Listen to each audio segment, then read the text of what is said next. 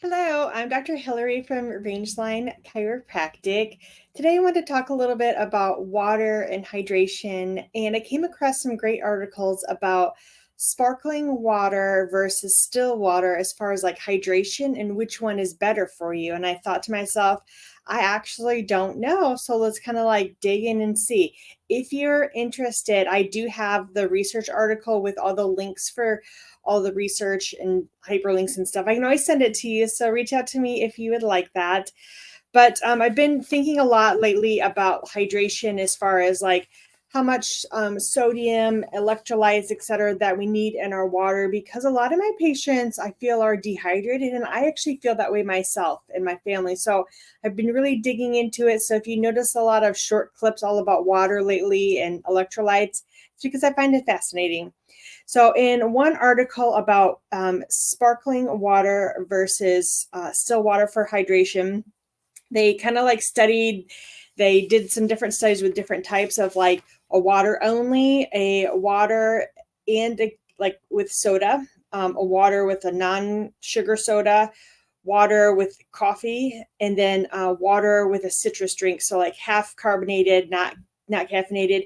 And they had all these different types of scenarios with different people. And in conclusion, it was that there was no real difference between which was more hydrated in a 24-hour period with the different types of like water and a soda, water and a non-sugar soda.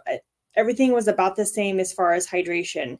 So they did say in another study that I looked at that the best absorption and hydration for water was one that had the sodium, the potassium, and the glucose because those are what absorb and pull everything into your cell more. So I found that interesting, which is why I think a lot of us need electrolytes in our waters. One of my favorites is the Element. It's LMNT, pronounced Element.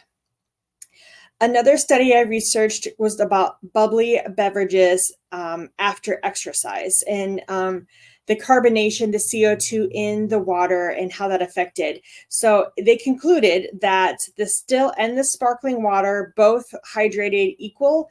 But what was interesting is that people, when they drank the bubbling water, they felt that they were more hydrated and their thirst was quenched more with a bubbling, like a CO2 water versus a still water. And so they related that to these, I think they're called like osmoreceptors, where our brain tells us that we drank enough and we're full with water. Also, bubbly water like fills us up faster. So maybe that's another reason we don't actually like drink as much water when it's bubbly or carbonated as we do with still water. So I thought that was kind of a neat thing too. And then another article was about what quenches the thirst better. So definitely in that article too, they talked about the CO2, the carbonated water quenches the thirst more, but also between temperatures, the cold water always quench the thirst more than a room temperature water.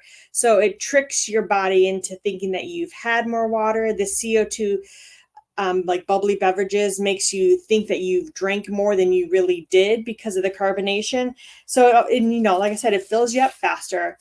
So the best way then for water is with electrolytes to keep the fluid retention in, hydrate you, and apparently add it to your sparkling water and have it cold. That seems to be like the top keys for all of that as far as like absorption, how your brain and your body think that you feel when you've had enough water. So let me know your thoughts if you also like it. And I just found out that Element is going to have a sparkling electrolyte water, and they sent me a sample to try. So if you're in the office and you want to try some, let me know. Have a great day.